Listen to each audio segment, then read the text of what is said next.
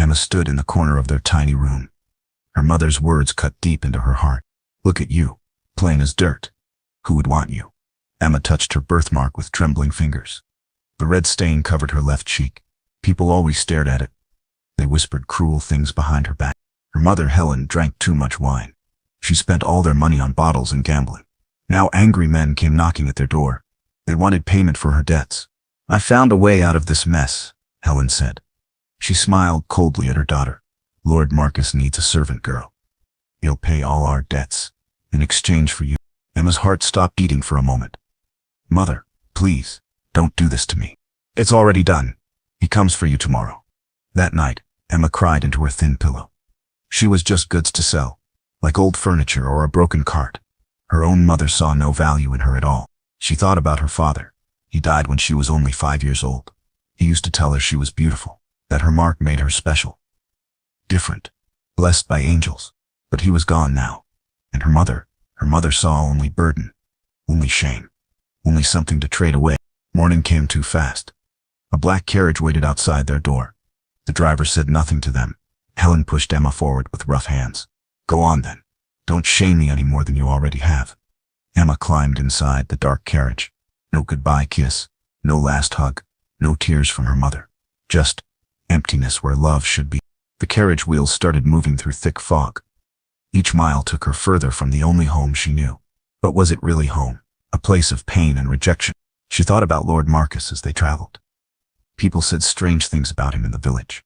He lived alone in a big house. Never came to town for festivals. Some called him cursed by dark magic. What would he want with a girl like her? A plain servant with a marked face. Fear filled her chest like cold water. The road grew rough and bumpy. Tall trees blocked out the sun.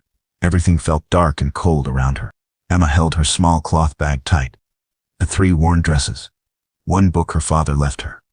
The silver comb with missing teeth. These were all she owned in the world. Hours passed in complete silence. Then, she saw it through the window. A massive stone house with tall towers reaching toward gray clouds.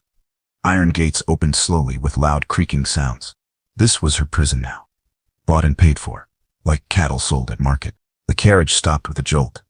Emma's hands shook like leaves in wind. The heavy door opened slowly. Welcome, Miss Emma, a kind voice said. She looked up with fearful eyes. An older woman stood there. She had gentle eyes and a warm smile. I'm Mrs. Rose. The housekeeper is here. Come now, let's get you settled in properly. Emma stepped out on unsteady legs. The huge house loomed above her. Dark windows watched her like eyes. Don't be scared, dear child. Things aren't what they seem in this place. But Emma was scared. Sold by her own mother. Owned by a strange lord. What choice did she have now? She followed Mrs. Rose through heavy wooden doors. Long hallways stretched ahead like tunnels.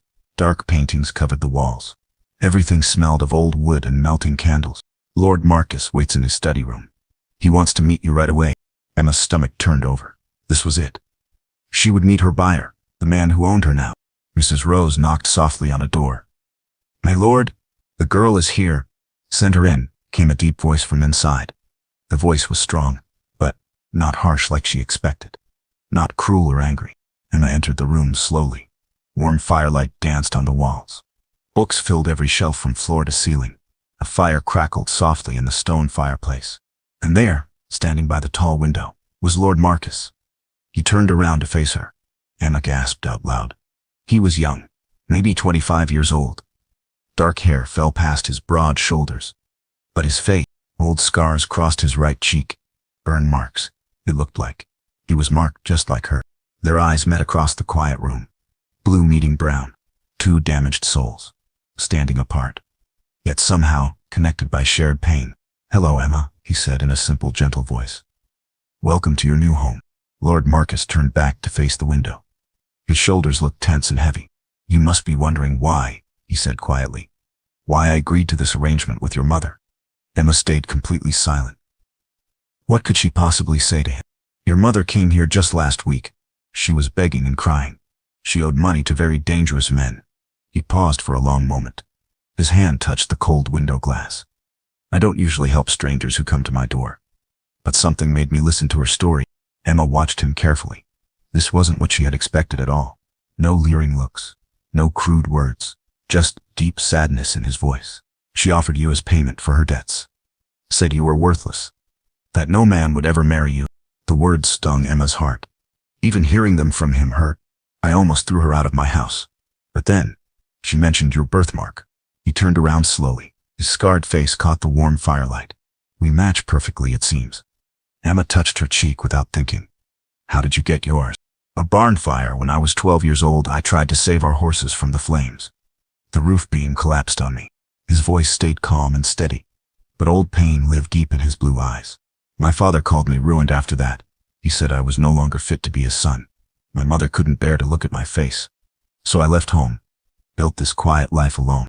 He walked slowly to his wooden desk. Papers covered the surface, thick books piled high everywhere. I study healing arts now, plants and medicines, ways to help sick people get better. Emma looked around with new eyes. She noticed glass bottles on the shelves. Dried herbs hung from wooden beams. This was more than just a study room. It was a place of healing work. But I need help with my research. My work grows bigger every day. Mrs. Rose is getting too old for heavy tasks. I need young hands and sharp eyes. He looked directly at her face. I didn't buy a servant today, Emma. I bought your freedom from those men. She blinked in confusion. I don't understand what you mean. Your mother's debts are completely paid now. You owe me nothing at all. Stay here and work with me. Or leave, if you want. The choice is yours alone. Emma's mind spun like a wheel. Freedom? Choice? These were completely new words to her. But where would I go if I left? Exactly, my point. So stay here with us. Learn useful skills. Help me help sick people. Build a real life worth living. He pulled out a comfortable chair near the fire. Please sit down. You must be very tired from traveling.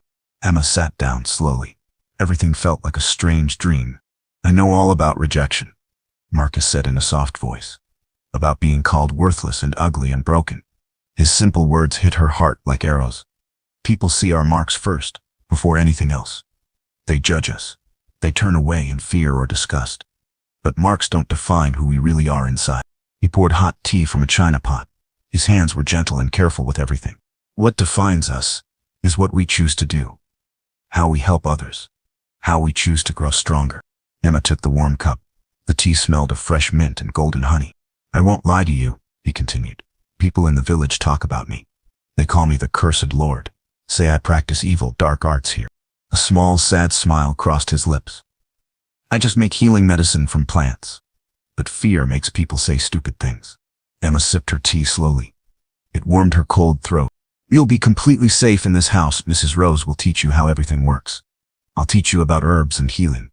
You'll have your own private room and real wages for your work. You'll pay me wages? Emma's voice cracked with surprise. Of course I will. You work hard. You earn money. Save enough coins. You can leave and start fresh somewhere new. He stood up and walked to a small wooden box. He opened it very carefully. This belonged to my mother. He pulled out a delicate silver chain.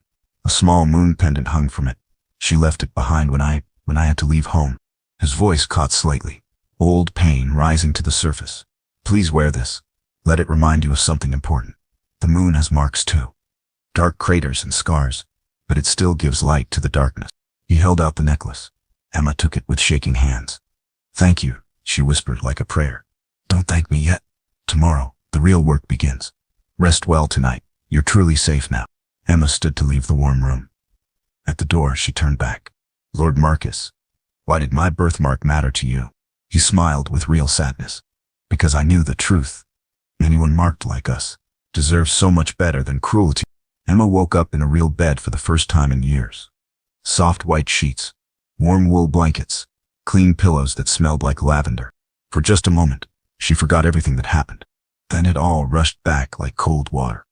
Sold by her mother, bought by a lord, but somehow saved instead of enslaved. A gentle knock came at her door. Miss Emma, breakfast is ready downstairs. Mrs. Rose entered with a wooden tray. Fresh bread still warm from the oven. Real butter. Even strawberry jam in a little pot. Eat up, dear child. We have a long day of learning ahead. Emma ate slowly and carefully. Each bite felt precious and special. At home, breakfast was often nothing. Or just stale bread crusts. Lord Marcus waits for you in the herb room. It's at the back of the house. I'll show you the way there. Emma dressed quickly in her best dress. Still patched and mended. Still still worn thin, but it was clean and neat. They walked through long stone hallways. The house felt much less scary in bright daylight, just old and quiet and peaceful. Here we are. Mrs. Rose opened a heavy wooden door. The smell hit Emma first. Sweet herbs mixed together, sharp medicine scents, rich earth and fresh flowers all combined. Marcus stood at a long work table. He sorted dried green leaves with careful hands. His movements showed years of practice. "Good morning, Emma. Are you ready to start learning?" She nodded quickly, stepped closer to the amazing room. Plants grew everywhere she looked, hanging from hooks, drying on wooden racks, growing in clay pots by sunny windows. First important lesson: organization matters more than anything. Each herb has its proper place. Mix the wrong ones together, and people can get hurt badly. He showed her the tall wooden shelves. Everything had clear labels written in simple words she could read. This green herb is sage. It helps people with bad coughs. This one is mint. It settles upset stomachs. And these purple flowers, he held up dried lavender stems. This is lavender. It calms worried minds, helps people sleep peacefully. Emma listened with all her attention. His voice stayed patient and kind. He explained each thing in simple words. "Now try sorting these mixed herbs." He pushed a wicker basket toward her. Different plants filled it completely. Emma's hands shook just a little. What if she failed this test? What if he changed his mind and sent her back? "Just breathe slowly," Marcus said gently.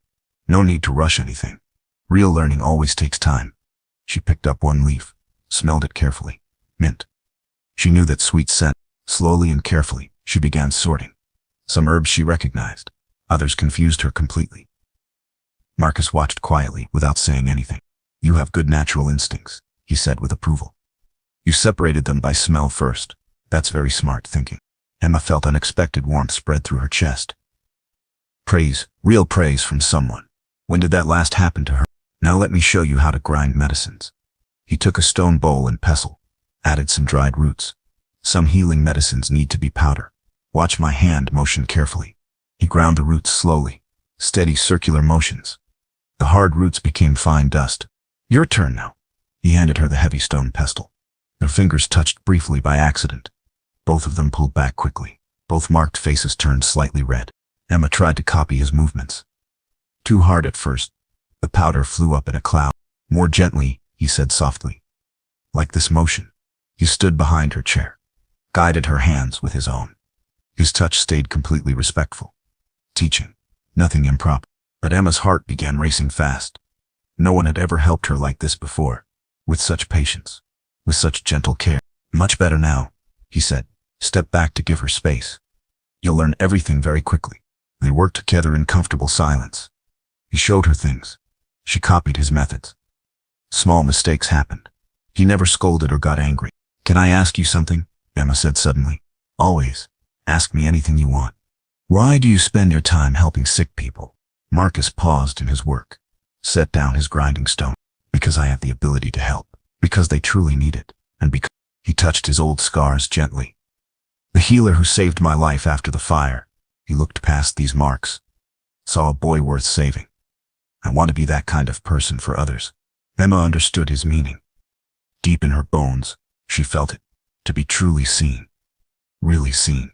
Not just the birthmark, but the whole person underneath. "Can I ask something else?" she said very softly. "Of course." "Do you ever feel completely alone?" Marcus set down all his herb work, looked directly into her brown eyes. "Every single day. But loneliness teaches us important things. It shows us what really matters. True connection, real purpose, and hope for something better." He smiled just slightly. The first real smile she'd seen from him. "Besides, I'm not alone anymore now. You're here with me." Emma smiled back at him. Her first genuine smile in many years. A brass bell rang somewhere in the house. Marcus checked his silver pocket watch. Lunchtime already. "Mrs. Rose gets very cranky when we're late for meals." They walked to the dining room together. Not like master and servant, just like two marked souls, finding their way towards something good. "Tomorrow we'll start making healing salves," he said. "Your careful hands will be perfect for that delicate work." "My hands?" Emma looked down at them, rough and work-worn from years of hard labor. Strong hands that know honest work. Gentle hands that care about doing things right. The very best kind for healing others. Emma felt something important shift deep inside her heart. Maybe she wasn't completely worthless after all. Maybe she really did have some value. Maybe, just maybe, this strange place was exactly where she belonged. Days turned into weeks. Good weeks with real purpose. Emma woke each morning knowing she mattered. Morning light meant herb sorting with Marcus. He taught her every plant's proper name. Its healing uses. It's dangerous if used wrong. Never mix these two plants together, he warned. He held up different colored leaves. Combined, they become deadly poison instead of medicine. Emma took careful notes in a small book. Her reading was still slow and difficult. But Marcus never rushed her or got impatient. Sound out each word slowly, he encouraged. Every new word you learn is real power you gain. After morning herbs came grinding time. Her hands grew steady and sure. The rhythmic motion soothed her worried mind. Marcus worked beside her at the long table. They shared comfortable silences. Sometimes he hummed old songs, sad melodies, but somehow beautiful. "What's that tune you're humming?" Emma asked one quiet morning. "My mother used to sing it to me, before the fire happened, before everything changed." He stopped working, shook his head sadly. That was very long ago now. Emma wanted to comfort him somehow, but she didn't know how. She just kept grinding her herbs. Let him have his painful memories in peace. Lunch brought Mrs. Rose's wonderful stories. The kind old woman loved talking. Emma loved listening to every word. "Lord Marcus saved my youngest son's life once," she said while serving soup. "A terrible fever took hold of the boy. The village doctors all gave up hope, but his lordship, he stayed awake all night long, mixed special medicines, cooled the fever with wet cloths. My boy lived because of him." Emma glanced at Marcus across the table. He focused very hard on his vegetable soup. His ears turned slightly red from embarrassment. "Just herbs and common sense," he muttered quietly. Nothing special or magical about it, but it was special. Emma could see that truth now. He used his own pain to heal other people's suffering. Afternoon hours meant making healing salves. Marcus taught her exact measurements. Precise amounts mattered for safety.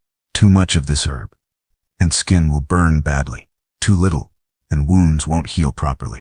Emma's first batch failed completely. Too thick and sticky. Wouldn't spread smoothly at all.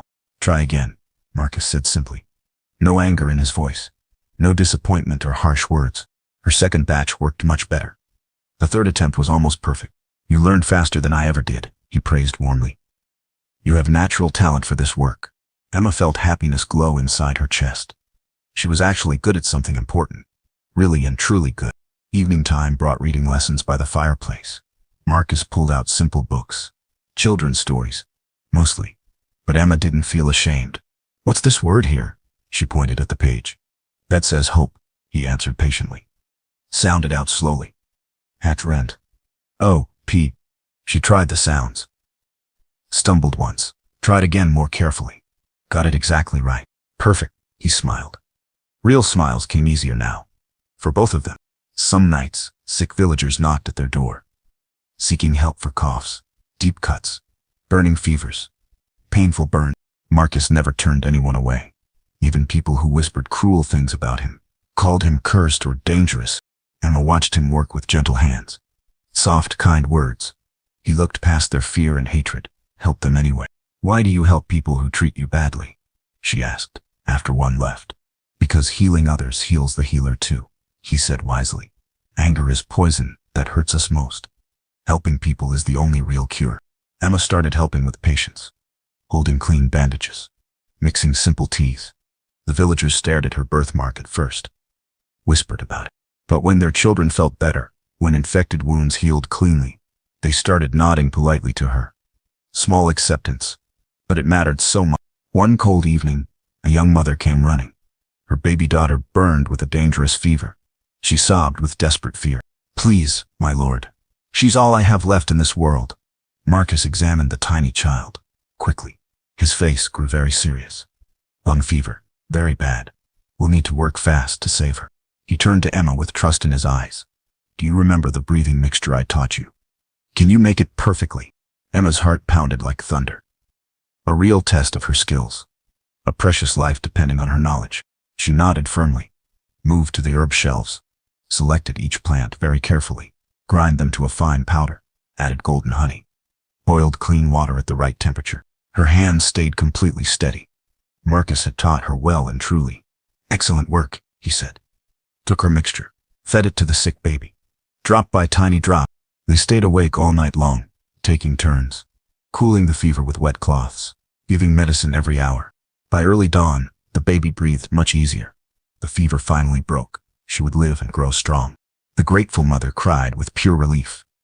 Thank you both, your angels sent from heaven. After she left with her healthy child, Marcus looked at Emma, pride shone clear in his blue eye. You saved that baby's life. Your medicine, your careful skill. Emma felt good tears come, healing tears of joy and purpose. We saved her together, she corrected gently. As partners in this work, Marcus nodded slowly. Something important passed between them. Deep understanding, real partnership. And maybe, something even more precious growing. Days continued. This way, working side by side, learning new things. Healing sick people, growing stronger inside. Emma's confidence built like a house. Brick by brick. Her skills improved every single day. Even her reading got much better. One peaceful night, she found Marcus in the herb garden. He tended night-blooming flowers under bright stars. These are for sleeping medicines, he explained. They're strongest when picked under moonlight. Emma sat beside him on the soft grass. The full moon shone bright and beautiful above them, scarred with dark craters, but still giving light. Thank you, she said suddenly. For what exactly? For seeing the real me, not just this mark on my face. Marcus was quiet for a long moment, then spoke softly. Thank you for seeing the real me too. They sat together in gentle moonlight. Two marked souls who understood each other, no longer alone in the world, building something good and healing from their shared pain. Tomorrow would bring more important work, more learning, more chances to help suffering people. But tonight they had perfect peace, clear purpose, and the beautiful beginning of something neither had dared hope for. True love grows from understanding and respect. Spring arrived slowly that year. With the warming days came new growth. In Marcus's garden, and deep inside Emma's heart, she moved through the herb room with real confidence now. No more hesitation or fear. Her skilled hands knew each plant by touch, each tool by weight, each cure by heart. Watch this, she told Mrs. Rose proudly. She mixed 3 different powders together perfectly. No measuring cups needed anymore. Her experienced hands just knew the right amounts. Lord Marcus taught you very well indeed, Mrs. Rose smiled warmly. But that natural skill, that's all your own gift, dear. Emma made healing salves completely alone now. Marcus trusted her work without question. Her mixtures never failed to heal properly. Word spread slowly through the village. People talked about the marked girl who could heal. Some still whispered cruel things, but many more came seeking her help. My son cut his hand badly on rusty metal, a worried farmer said. Can you help him heal? Of course I can. Emma cleaned the deep wound gently, applied her special salve with careful hands, wrapped it in soft, clean cloth. Come back in 3 days, she instructed. It should heal cleanly by then. The farmer nodded with respect, real respect for her knowledge and skill. Emma felt something wonderful growing inside her chest.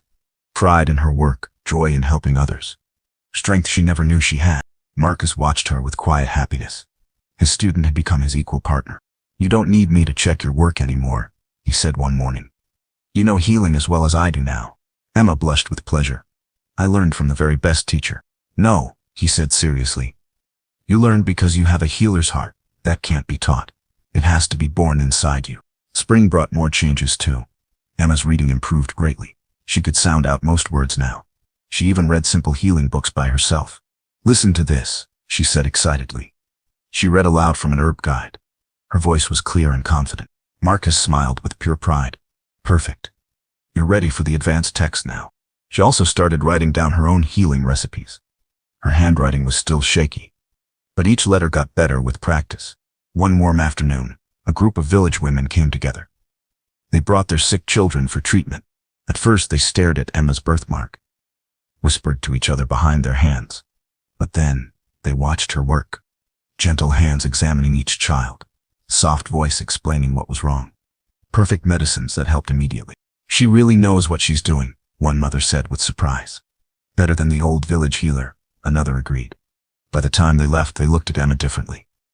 Not as a marked girl, but as a skilled healer who helped their precious children. Emma felt her heart swell with happiness. For the first time in her life, people saw her value. That evening, she and Marcus worked in comfortable silence, preparing medicines for the next day's patients. I have something to tell you, he said suddenly. Emma looked up from her grinding. What is it? The village council asked me to recommend someone. They want to hire a second healer, someone to help when I'm away studying new techniques. Emma's heart jumped. Who will you recommend? Marcus smiled at her with warm eyes. You, of course. If you want the position. Emma gasped. Me? But I'm just a servant girl with a marked face. No, Marcus said firmly. You're a skilled healer who saves lives. Your face doesn't matter. Your knowledge and gentle heart matter. Tears came to Emma's eyes. Good tears of joy and disbelief. They'll pay you real wages, he continued. Enough to live independently if you choose. You'd be free to leave here. Start your own healing practice anywhere. Emma felt something crack open in her chest. Complete freedom, real choice. The life she never dreamed possible. But then she looked at Marcus, really looked at him. This kind man saved her, taught her, believed in her when no one else did. What if I don't want to leave? She asked softly. Marcus went very still. What do you mean? What if I want to stay here, work with you, build something together? Their eyes met across the herb-scented room. Something electric passed between them. Emma, he said quietly. Are you sure? You could have any life you want now. I want this life, she said with complete certainty. I want to heal people with you. She took a deep breath, found her courage. I want you. Marcus stepped closer. His scarred hand reached up, touched her marked cheek with infinite gentleness. I've wanted to say those words for months, he whispered. But I was afraid you'd think I was taking advantage. Never, Emma breathed. You gave me everything. Freedom, purpose, worth, love. He leaned down slowly. She rose up on her toes. Their lips met in the sweetest kiss. Two marked souls. Two healing hearts. Finding perfect love in each other's scars. When they broke apart, both were crying happy tears. Will you marry me, Emma? Marcus asked. Be my partner in everything? Healing in life and love? Yes, she whispered against his lips. Yes to everything. Outside, spring flowers bloomed in wild abundance. Inside, two hearts bloomed with even greater beauty. The marked girl who was sold for debts had found her true worth at last. Not in her appearance, but in her skills, her heart, and the love of a man who saw her real value. Emma was no longer the broken girl in the corner. She was a healer, a woman of worth, a beloved partner. She was finally completely home. 6 months later, Emma stood in the village square with confidence she never knew she could possess. She wore a simple blue dress, clean and well-made. Her silver moon necklace caught the sunlight. Her birthmark no longer made her hide in shame. People nodded respectfully as she passed. Good morning, healer Emma, they said with genuine warmth. She carried her leather bag of medicines. Today brought her monthly visit to treat the poor families. Free healing for those who couldn't pay. Emma, wait! She turned at the familiar voice. Her heart nearly stopped. Her mother Helen stood there. Dirty dress, unwashed hair. Eyes red from drinking too much wine. But something was different. Helen looked desperate. Afraid. Mother? Emma's voice came out steady. Stronger than she felt inside. You look different, Helen said. She stared at Emma's confident posture, her clean clothes, the respect in people's eyes. I am different, Emma replied simply. I heard things. People say you're a healer now, that you have money. A position. Emma nodded. I do. Helen's face twisted with sudden anger. Don't get proud with me, girl. You're still nothing. Still marked and ugly. Still worthless. The old words should have hurt. Should have made Emma crumble inside. But they didn't. Emma looked at her mother with clear eyes. Saw a broken woman, poisoned by bitterness and drink. Someone to pity, not fear. I'm sorry you think so little of me, Emma said calmly. But your words can't hurt me anymore. Can't hurt you? Helen laughed harshly. You think some fancy lord changes what you are? You're still the same ugly girl I couldn't give away. People nearby started staring, whispering. Not about Emma's mark, this time about her mother's cruel behavior. Emma felt something powerful rise inside her. Not anger, not shame, but strength is born from knowing her true worth. You're right about one thing, she said clearly. Lord Marcus didn't change what I am. He helped me see what I always was. She stepped closer, spoke loud enough for everyone to hear. I am a healer. I save lives. I help people. I am loved and respected. Not despite my mark, but because of who I choose to be. Helen's face went pale. You can't talk to me like that. I'm your mother. You sold me, Emma said without flinching. You traded me for coin to pay your debts. A real mother protects her child, loves her child, values her child. The crowd murmured agreement. Several women nodded with approval. You gave up the right to call yourself my mother that day. Helen raised her hand to strike. But Emma caught her wrist. Her healer's hands were strong now. Sure. No, Emma said firmly. You will never hurt me again. She released Helen's hand, stepped back. I forgive you, she continued. Not for your sake, for mine. Anger is poison. I choose healing instead. Helen stared in shock. This wasn't the frightened girl she remembered. If you want to change your life, Emma said gently, I can help. I know someone who treats people who drink too much. But only if you truly want to get better. For a moment, Helen's mask slipped. Emma saw the broken woman underneath.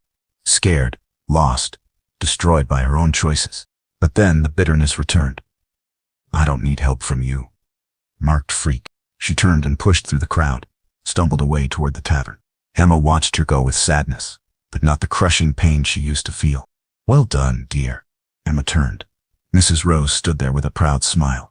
She needed to hear those words, the older woman said. And you needed to say them. I feel free, Emma said with wonder. Like a heavy chain just broke. That's exactly what happened. You broke free from her power to hurt you. Emma nodded, then straightened her shoulders. I have patience waiting. Real work to do. She walked through the square with her head high. People smiled at her. Children waved. She was beloved here now. That evening, Emma told Marcus what happened. They sat by the fire in their favorite chairs. How do you feel? He asked gently. Sad for her.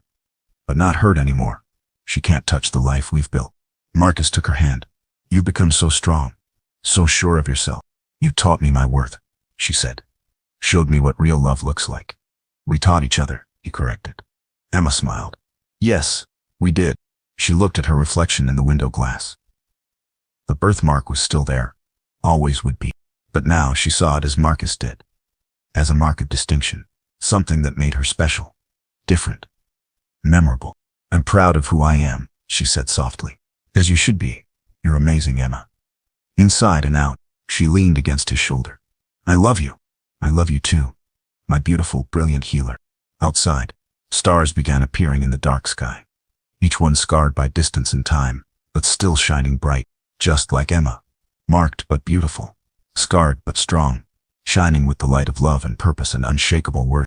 She was no longer the girl sold for debts. She was the woman who chose her own destiny, and it was magnificent. 1 year after their first meeting, Marcus asked Emma to marry him properly. Not in the herb room this time, but in the village church, before all the people who had learned to love and respect her. Emma wore a dress of soft cream silk. Mrs. Rose had sewn it specially, simple but elegant, beautiful without hiding her birthmark. You look radiant, Marcus whispered, as they stood together. The church filled completely. Villagers came to celebrate. People whose lives Emma had touched, children she had healed, families she had helped, even some who once whispered cruel things about her marked face. Do you, Marcus, take Emma to be your wife? The priest asked. I do, he said clearly. With my whole heart. Do you, Emma, take Marcus to be your husband?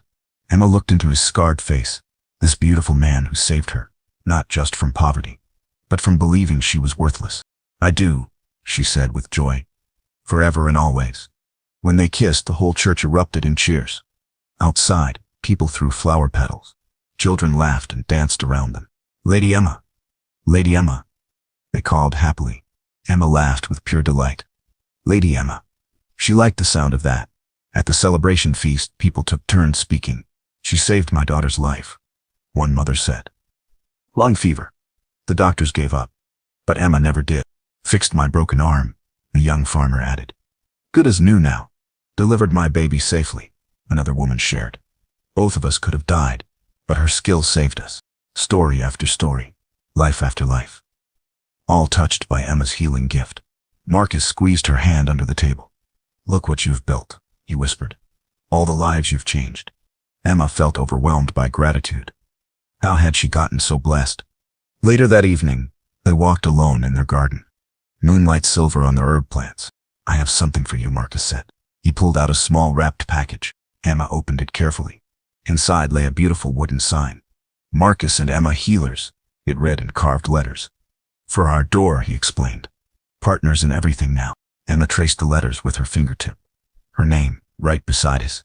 Equal partners. It's perfect, she breathed. They hung it by their front door. Two names together, two hearts united. As they stood back to admire it, a carriage approached. Emma tensed slightly, but it was just the village mayor. He climbed down with a formal scroll. Lord Marcus, Lady Emma, I bring greetings from the King's Medical Council. He unrolled the document. Read aloud. By royal decree, Emma of Thornfield is hereby recognized as a master healer, with all rights and privileges. Emma gasped. Master healer. But I never studied at university. Your results speak louder than any degree, the mayor smiled. Lives saved, people healed. Skills proven beyond doubt. Marcus beamed with pride.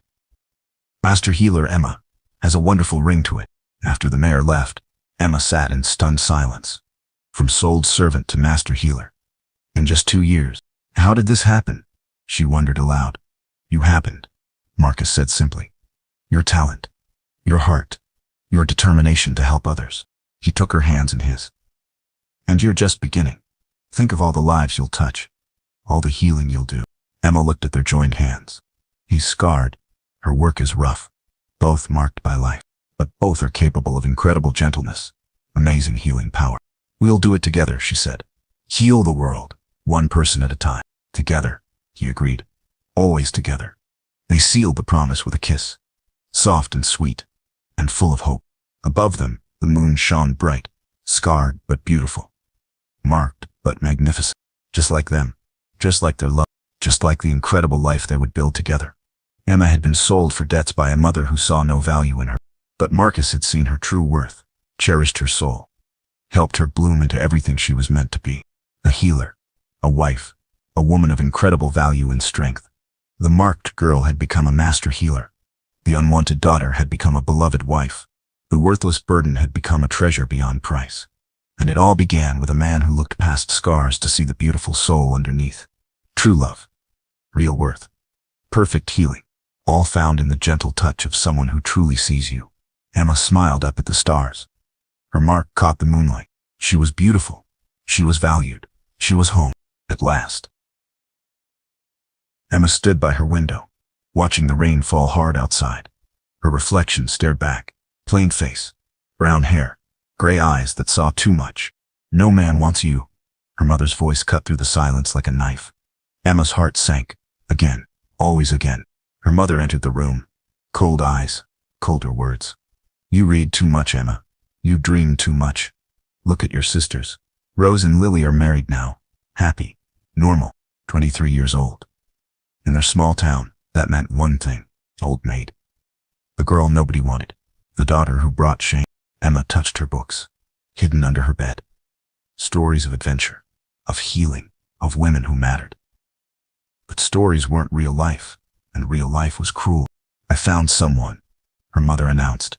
Her voice held no warmth, no love, just relief. Duke Marcus Reed. He lives far north, in the mountains. People say he's odd too. The words hit like stones.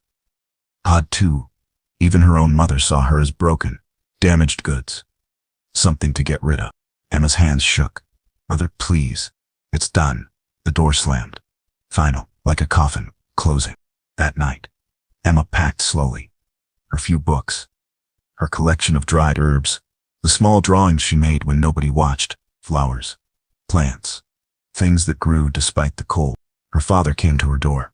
Looked everywhere except at her face. It's for the best, he mumbled. Then walked away, like he always did. Emma cried alone. She wasn't pretty like Rose, who laughed at all the right moments. She wasn't charming like Lily, who knew how to bat her eyes and giggle on command. Emma liked plants. She liked healing. She read about medicine in secret, but that wasn't proper for ladies. Ladies were meant to be decorations, pretty things on shelves. But Emma's mind was sharp. Her hands could heal. Her heart was kind, if anyone cared to look. The carriage came at dawn. Gray sky, gray mood. Her family barely said goodbye. Rose and Lily watched from their windows, probably relieved the strange sister was finally leaving. Her mother's last words burned deep. Try not to shame us more than you already have. The Duke is damaged too. From the war. Maybe you'll suit each other. Two broken things. Broken things. That's all she was to them. Something to throw away. The road stretched long and cold. 2 days north, into mountains that touched the clouds. Emma watched the world change outside her window. Green fields became dark forests. Familiar became foreign. She felt scared, but also something else. Something she barely dared name: hope. Maybe away from them, away from their cold eyes and cruel words, maybe she could finally breathe. The Duke's letter had been short, simple. I accept the match. Come when ready. Memory. No sweet promises. No lies about love. Just acceptance. It was more honesty than her own family had ever given her. Emma touched her plain brown hair, her simple gray face in the carriage window. She wasn't ugly, just ordinary. But her mind was extraordinary. Her heart was pure. Her hands could heal. Maybe that would matter. Maybe not. The mountains grew taller. The air grew colder. Her new life waited ahead, with a stranger. A damaged Duke, they said. Two broken people thrown together by families who didn't want them. She closed her eyes, made herself a promise. She would survive this. She would find her way. Even if nobody ever loved her, she would learn to love herself. Somehow, Duke Marcus Reed stood alone in his tower room, watching for the carriage that would change everything. 5 years. 5 long years since he'd seen his own face without flinching. Since the war ended. Since the fire that took everything beautiful about him and left only scars. His castle sat high in the mountains.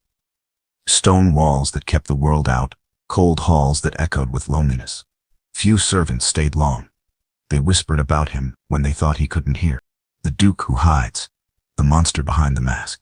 Marcus read Emma's letter again. Her words were honest, painfully honest. I'm not pretty, but I work hard. I learn fast. I won't cause you trouble.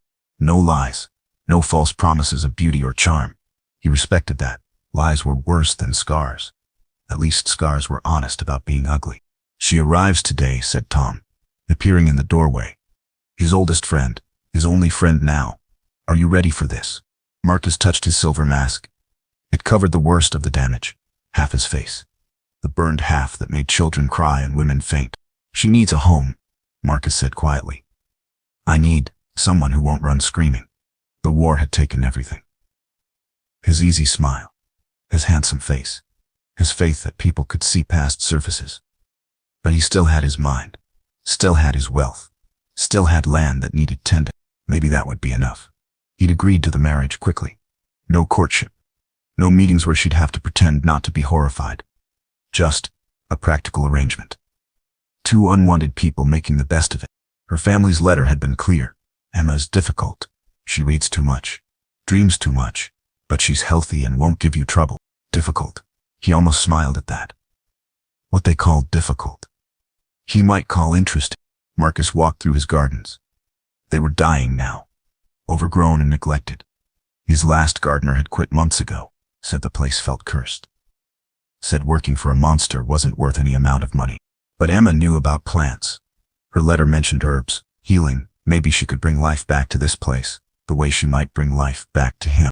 He thought about his mother, how she'd cried when she first saw his face after the fire. My beautiful boy, she'd sobbed. Then they never visited again. Beauty was everything to her, and beauty could burn away in seconds. But knowledge lasted, kindness lasted, if you were brave enough to hold on to them. Tom brought word. Her carriage is close now. Maybe an hour. Marcus straightened his black coat. Always black now. It hid things. Made him blend with shadows where monsters belonged. He checked his mask one more time. Straight, secure, hiding the worst of what he'd become. He wondered about Emma. Would she scream when she saw him? Would she cry? Would she beg to go home to her cold family? Or would she understand that sometimes broken things could fit together and make something stronger? He had gifts ready for her. Books about plants, about healing arts. Gifts for her mind, not for beauty that could fade, because minds grew stronger with time. Wisdom deepened. Knowledge bloomed. But beauty could burn away in an instant, leaving only ashes and regret. The clock chimed. Almost time. Marcus took a deep breath, prepared himself for tears, for fear, for rejection. Again. But maybe, just maybe, this plain, difficult, book-loving girl would see past his mask. The way he hoped to see past whatever made her family so eager to send her away. 2 outcasts. 2 unwanted souls. Maybe they could make something beautiful together, even if the world would never call them beautiful themselves. The castle looked like something from Emma's books. Dark stone towers reaching toward storm clouds. But not magical. Lonely. Like it had been waiting for someone to care about it. Tom met her carriage with a warm smile. The first genuine smile she'd seen in months. "Welcome, Lady Emma. I'm Tom. The Duke is waiting inside, and nervous as a cat." Emma followed him through cold corridors. Paintings covered in white cloth lined the walls. Windows shuttered tight, like the whole house was hiding from the world, the way she'd always hidden. "He's in the library," Tom said gently. "Don't let the mask frighten you, dear. He's different, yes, but he's good. The best man I know." The library doors opened, and Emma forgot to breathe. Books, thousands of them. Floor to ceiling, more books than she'd ever imagined in one place. Her heart actually skipped with joy. Then she saw him. Tall, dressed in black, broad shoulders that spoke of strength, dark hair, and a silver mask covering half his face. But his visible eye, warm brown, kind, watching her with something like hope. "Lady Emma," he said. His voice was deep but soft. "Careful. Welcome to Reed Castle. I'm Marcus." She curtsied. Nearly fell, caught herself. Blushed furiously. "Your Grace, I thank you for accepting me. Please, just Marcus. We're equals here." Equals. When had anyone ever called her an equal? Emma looked up again, met his eye. The visible half of his face was handsome, strong jaw, gentle mouth. Whatever the mask hid, she could see his heart in that one brown eye. "You like books," he said. Not a question, a statement of understanding. "Yes, very much. I brought some about herbs and healing. I hope that's all right." "More than all right, we need healing here. The garden is sick, like everything else." He moved carefully, like he expected her to bolt for the door. But Emma stood still. The mask didn't frighten her. Everyone wore masks. Some you could see, some you couldn't. Her family wore invisible masks, every day. Cold smiles hiding colder hearts. "Are you hungry? Tired from traveling? Mary, Tom's wife, she makes wonderful soup." "Soup sounds lovely," Emma said. Her voice is stronger now. Marcus almost smiled. She could see it trying to happen. In his eye, around the edges of his mouth. "I'll show you the castle tomorrow, if you'd like. When you're rested." "I would like that, very much." They stood there. Two strangers. Two people their families had thrown away. But something shifted in the air between them. Something hopeful. "Your room is in the east wing," Marcus said. "Best morning light for reading. I thought you might appreciate that." He'd thought about what would make her happy. When had anyone done that? Emma felt tears threaten. Good tears. Grateful tears. "Thank you. That's very thoughtful." "Thoughtfulness costs nothing," Marcus said quietly. "I learned that after everything changed." After. Emma understood completely. After her family made her feel worthless. After whatever had scarred him. After life taught them both that the world could be cruel. But maybe they didn't have to be cruel to each other. Tom showed her upstairs. The room took her breath away. Large windows facing east. Empty bookshelves waiting to be filled. A beautiful desk with paper and ink ready for her use. "He prepared this himself," Tom whispered. "Chose every detail. You said you'd need space to think, to work, to be yourself." Emma touched the smooth desk surface. Quality paper. Good ink. Her mother had given her scraps and told her to be grateful. Marcus gave her tools to create, to learn, to grow. That night, she sat by the fire eating Mary's soup. Warm bread. Good food that filled more than just her stomach. Marcus joined her. They didn't talk much, but the silence felt safe. Not cold like home. Not cruel. Just peaceful. "Tomorrow," Marcus said carefully, "I'll show you the greenhouse. It needs help. Badly. Maybe, if you're willing, you could try to save it." "I'd love to try." And she meant it. For the first time in years, she wanted tomorrow to come. This strange place, this masked Duke, this new life scared her, but it also felt like the first real hope she'd had in forever. Marcus bid her goodnight, bowed slightly, like she mattered, like she was worth respecting. Emma went to bed in her beautiful room. In this dark castle, with a stranger who saw her as an equal. Somehow, for the first time in months, she slept without crying. No fear, no shame, just possibility. Morning came soft and golden. Emma woke early, but not from nightmares. From excitement. Real birds sang outside her window. Not like home, where even the birds seemed afraid to make noise. She dressed simply. Work clothes. Marcus had mentioned the greenhouse, and that meant dirt under her fingernails. Plants that needed tending. Real work that mattered. Breakfast waited downstairs. Mary beamed at her. Eat up, dear. You'll need strength for what His Grace has planned. Marcus appeared as she finished eating. Different clothes today. Still dark, but softer. Work clothes too. Like he planned to get his hands dirty alongside her. Ready to see the damage? He asked. They walked together. Not close, but together. The greenhouse sat behind the castle like a forgotten dream. Glass walls. Most cracked. Plants inside are dying slowly. Neglected. Abandoned. It was my mother's pride once, Marcus said quietly. After she left, I couldn't bear to tend it. Watching beautiful things die seemed fitting. Emma's heart clenched. She understood that feeling. When everything beautiful in your life gets taken away, why try to grow more beauty? But plants were different than people. Plants didn't judge, didn't reject. They just needed care, and they rewarded it with life. We can save this, Emma said with sudden certainty. Plants want to live. They just need someone to help them remember how. Marcus looked at her. Really looked. You sound so sure. I am sure. Plants are honest. They don't pretend, don't lie. They just grow or don't grow. It's simple, like people should be, Marcus said softly. Easier than people, Emma admitted. They worked side by side all morning. Emma showed him which plants could be saved, which needed cutting back to grow again. How to mix soil for different needs. Marcus listened, really listened, asked smart questions. His hands were gentle with the fragile green things. You're good at this, Emma said, surprised. I like fixing things, Marcus replied. I just forgot how for a while. Lunch came, and they ate outside on a stone bench. Simple food that tasted wonderful after honest work. Emma realized she felt hungry, really hungry.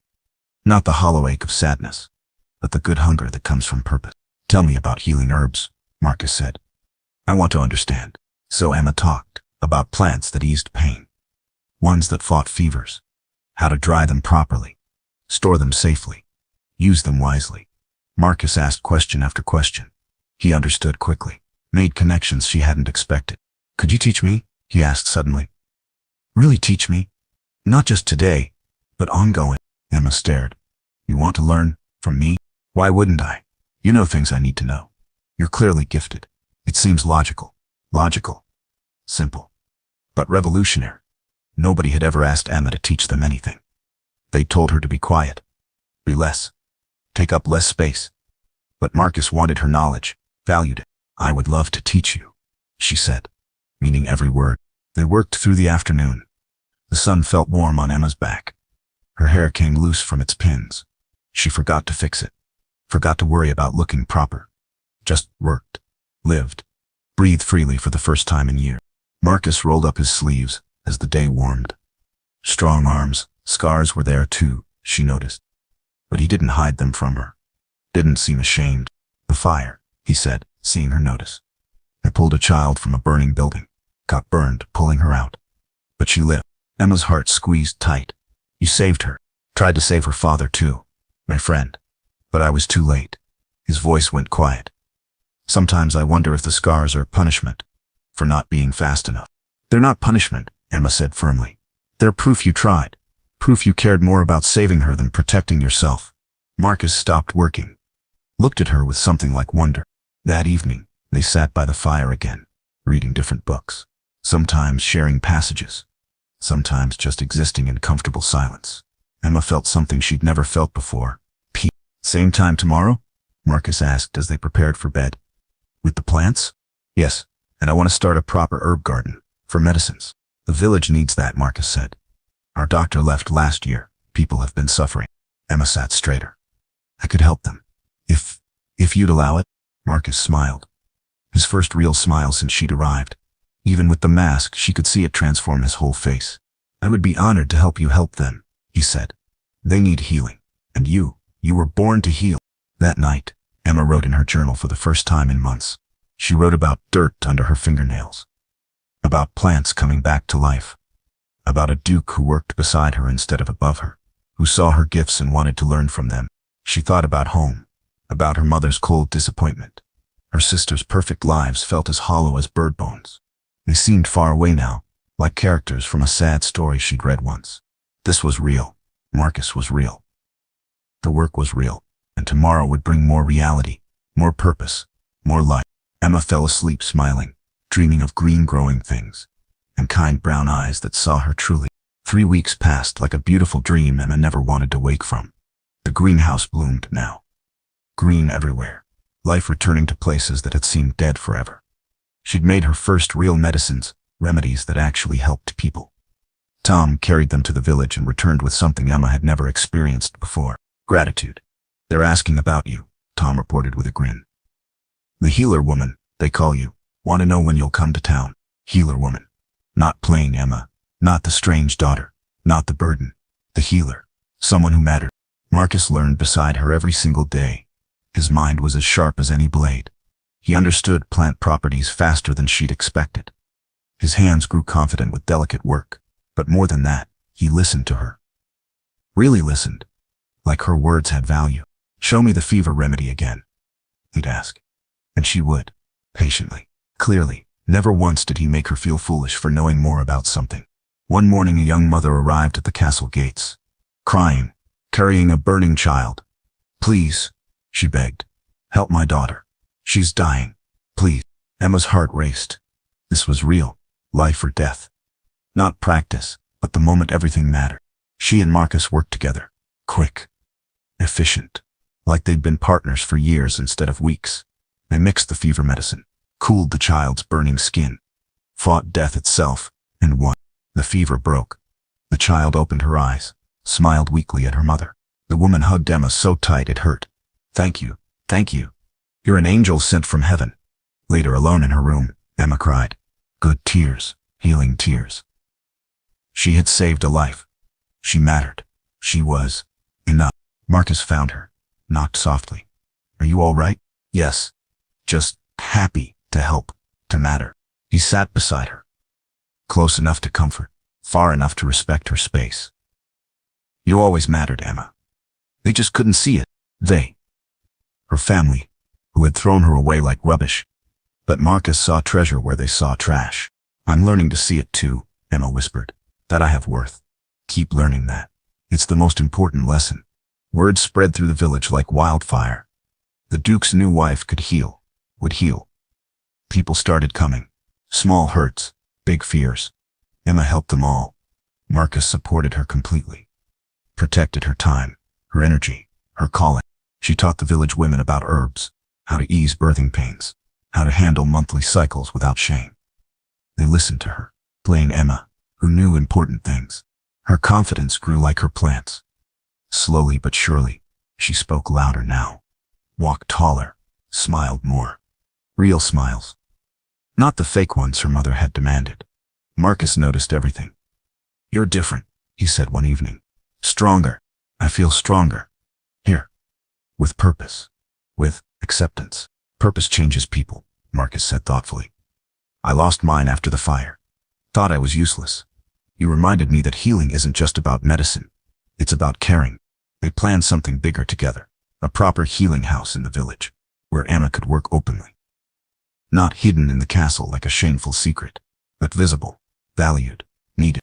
Are you certain? Emma asked. People might talk about you supporting this.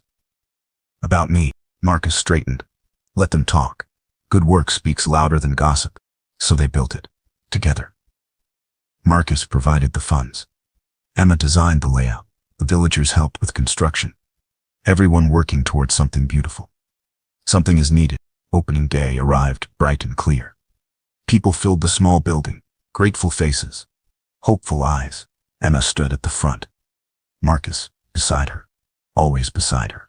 Supporting without overshadowing. Thank you, she told the crowd. But really, she was thanking him for believing when no one else did.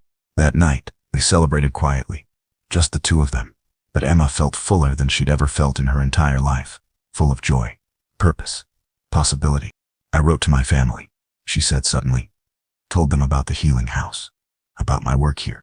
Marcus tensed slightly. What did they say? Nothing yet. Maybe nothing ever. But I wanted them to know. I'm not their failure anymore. I'm my own success. You're more than successful, Marcus said quietly. You're remarkable. You're everything I never dared hope for. Emma looked at him. This man had seen her worth when she couldn't see it herself, who had given her space to grow, who stood with her, always with her, never above, never below, just together. Thank you, she whispered, for seeing me when I couldn't see myself. Thank you for reminding me that scars don't define us. Our actions do. Our hearts do. They sat in comfortable silence. Two souls healing, together. The mask still covered half his face. But Emma saw past it now, to the man beneath, who was so much more than his wound. Just like she was so much more than plain, or strange, or unwanted. She was Emma, healer, teacher, and maybe, beloved. Winter arrived early that year. Snow covered the mountains, like a soft white blanket, but inside the castle, everything felt warm, warmer than Emma had ever known possible. She and Marcus spent every evening together now, reading by the fire, talking about everything and nothing, sometimes just being comfortable in silence that spoke louder than words. Tell me about the war, Emma said one snowy night. If you want to. Marcus stared into the flames for a long time.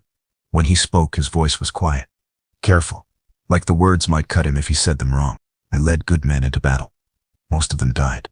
I lived with these. He touched his mask, always that gesture when pain got too close. Emma waited, patient as she was with frightened plants.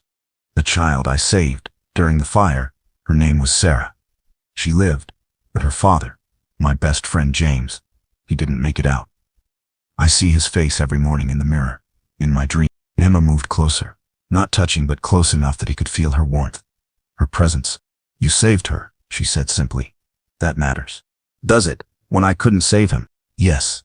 It matters to Sarah. It matters to her mother. It matters to me. Marcus looked at her, then really looked. Why does it matter to you? Emma's heart hammered. This was the moment, the truth moment. Because it shows who you are, inside, where it counts. And who am I? Inside, brave, kind, someone who puts others before himself. Someone who, she took a shaky breath. Someone I've come to care about. Very much. The words hung between them, like a bridge waiting to be crossed. Marcus stood suddenly, walked to the window. You don't know what you're saying, Emma. You don't know what's under this mask. I know your heart, Emma said, standing too. I know your kindness. I know how you work beside me instead of above me. I know how you see my worth when no one else could. My face, Marcus started. Your face is not your heart, Emma interrupted. Your face is not your soul. Your face is just your She moved closer, slowly, like approaching a wounded animal. My family rejected me for my plain face, she said softly. Sent me away because I wasn't pretty enough. But you saw something in me they never could. You saw my mind, my skills, my heart. Marcus turned around. That's different. Is it? You think only women are judged by their looks? You think only women get thrown away for not being perfect? She was close now, close enough to see the pain in his brown eye. The fear. What if I'm hideous under here? He whispered. What if you run? Emma reached up slowly, touched the edge of his mask with gentle fingers. What if I don't? They stood frozen, both breathing hard, both terrified. Emma, trust me, she whispered. The way I've learned to trust you. His hands came up, shaking, touched the ties of his mask. No one has seen, not since the doctors. I'm not no one, Emma said firmly. I'm me. I'm the woman who loves you. The words escaped before she could stop them, hung in the air like stars. Marcus went completely still. You, what? Emma's face burned red. But she didn't take it back, couldn't take it back. I love you, Marcus. Not your face. Not your title. Not your wealth. You, your heart, your soul. The way you make me feel like I matter. Tears ran down his visible cheek. Emma, you don't have to say anything, Emma said quickly. I needed you to know. Before you decide whether to trust me with your secret. Marcus stared at her. This plain, wonderful woman, who had saved his life without even knowing it, who had brought light back to his dark world, who had just said she loved him, scars and all. Slowly, so slowly. His shaking hands untied the mask. It fell to the floor with a soft sound. Emma looked. Really looked. The left side of his face was scarred, Badly. Twisted skin. Missing pieces. The kind of damage that made people gasp and look away. She didn't gasp. Didn't look away. Instead, she smiled. "Hello," she said softly. "All of you." And then she kissed him. Kissed his good cheek. Kissed his scarred cheek. Kissed his forehead. His chin. His lip. "Beautiful," she whispered against his mouth. "You're beautiful." Marcus broke then. Sobbed like a child. Held her like she might disappear. "I love you too," he cried. "I love you so much I can't breathe sometimes." They held each other by the dying fire. Two broken people who had found their missing pieces in each other. The mask lay forgotten on the floor. No longer needed. Because love, real love, sees past everything. To the heart that beats beneath. To the soul that shines within. And their souls matched perfectly. Spring brought more than just flowers. It brought visitors. Unwelcome ones. Emma was in the greenhouse, teaching Marcus about a new healing herb, when Tom burst through the doors. His face was grim. "Lady Emma, your family is here. All of them. Your parents and sisters. They're demanding to see you." Emma's hands went cold. The small pot she was holding nearly slipped. "They're here? Why?" Marcus moved closer. Protective. His face was uncovered now. He'd stopped wearing the mask weeks ago, at least around Emma and Tom and Mary. The people who mattered. "I'll handle this," he said quietly. "No," Emma straightened her shoulders. "They came to see me. I'll face them." But Marcus took her hand, squeezed gently. "Together then. We face them together." They walked to the main hall hand in hand. Emma's family stood there looking around like they owned the place. Her mother, her father, Rose and Lily with their perfect hair and practiced smiles. They all stopped talking when they saw Marcus's scarred face. Her mother gasped. Rose actually stepped back. Lily covered her mouth in horror. "Emma," her mother said coldly, not looking away from Marcus. "We need to talk, privately. Anything you say to me, you can say to my husband," Emma replied. Her voice was steady. Strong. "Husband?" Her father laughed harshly. "You call this marriage? Living with a monster?" Marcus tensed. Started to step back, but Emma held his hand tighter, moved closer to him, instead of away. "I call it love," she said clearly. "Something you never showed me." "Love?" Rose laughed. The same cruel laugh Emma remembered from childhood. "Emma, look at him. Really look. You could do better. Even you. Even me." Emma felt anger rising like a flame. "What does that mean, Rose?" "You know what it means," Lily added. "You're plain. Difficult. But you're still our sister. You don't have to settle for this." Emma looked at her sisters. Really looked. They were still pretty. Still perfect on the outside. But their words, their hearts, were ugly. "Settle?" Emma repeated. "You think I settled?" She turned to Marcus. This man had given her everything. Purpose. Respect. Love. Who had seen her worth when her own family could. "Should I tell them?" she asked him softly. "About who you really are?" Marcus nodded. Proud of her. Always proud of her. Emma faced her family again. "This man, this monster you're so disgusted by. He's a war hero. He saved a child's life. He runs the most prosperous lands in the north. He's educated. Kind. Generous." She took a breath. "And he thinks I'm remarkable. He values my mind, my skills, my heart. He's never once called me plain or difficult or strange. He's made me a healer, a teacher, someone who matters." "Emma," her mother started. "No, I'm not finished." Emma's voice grew stronger with each word.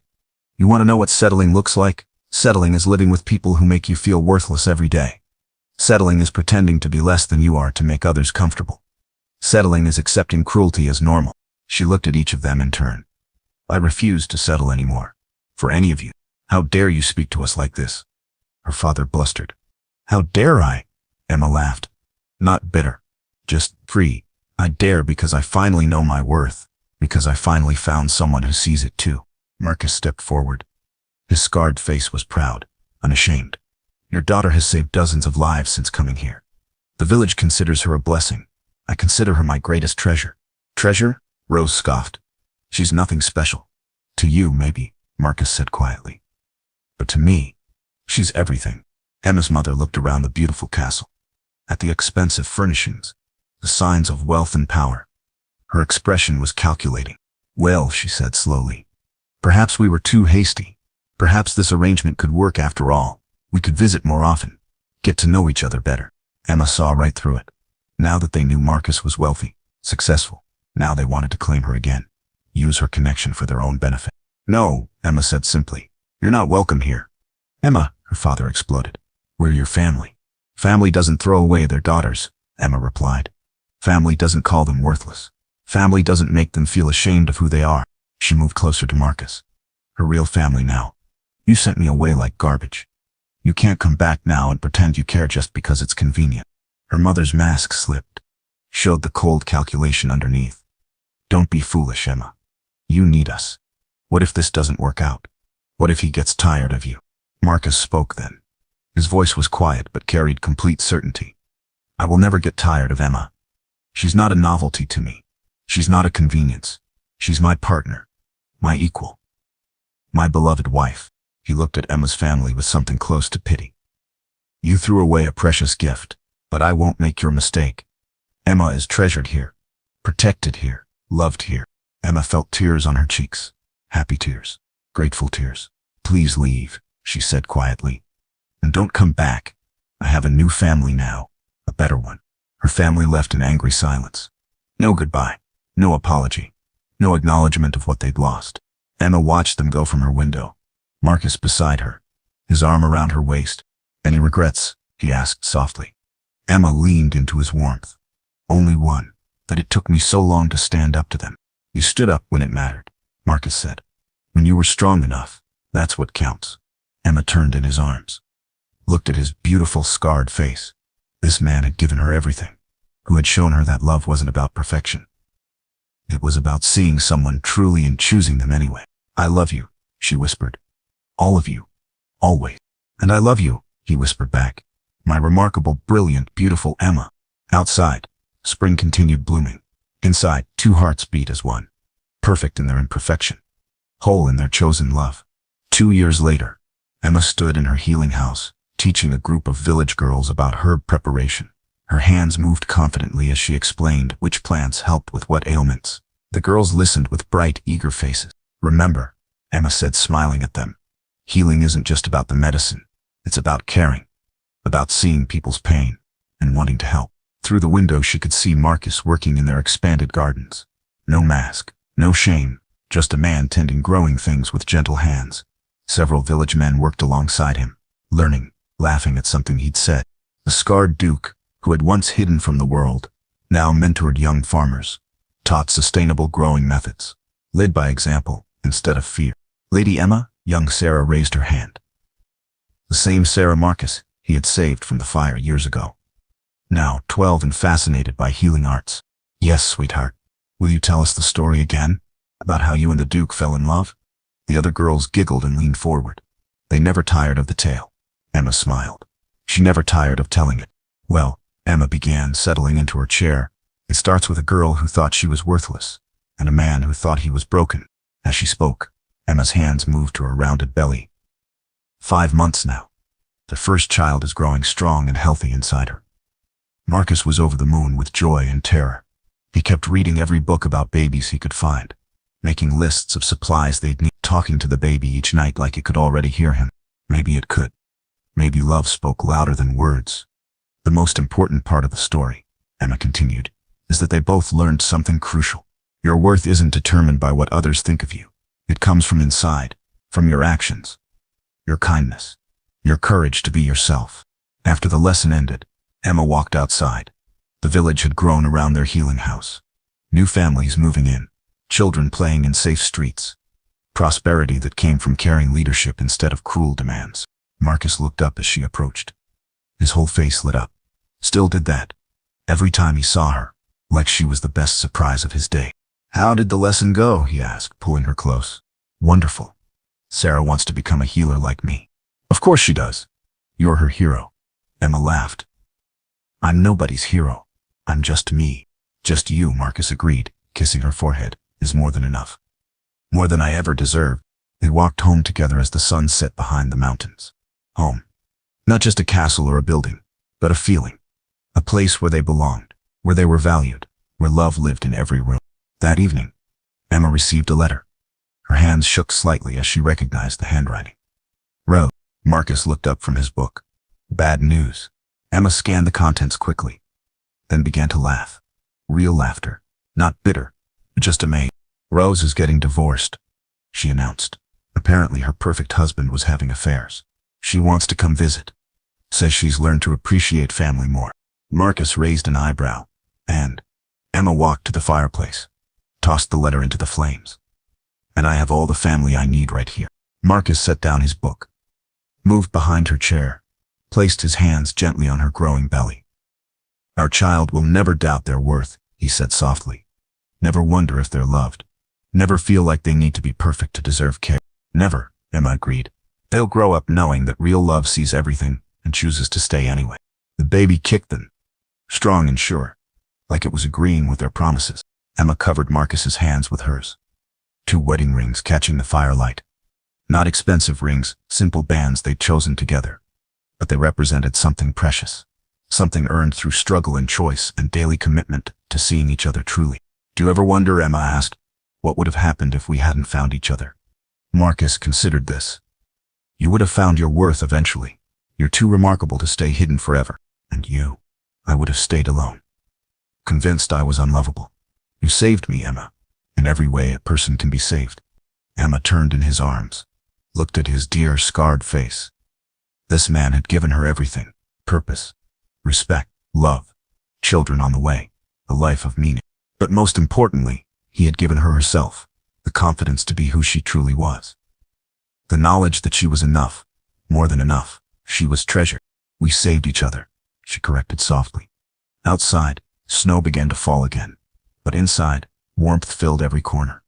The warmth of acceptance, of belonging, of love that grew stronger with each passing day. 2 people whose families had thrown them away had built something beautiful together. Something lasting, something real. And in a few months they would welcome new life into their circle of love. A child who would grow up knowing their true worth from the very beginning, who would learn that beauty came from kindness, that strength came from caring, that love, real love, saw past everything to the heart beneath.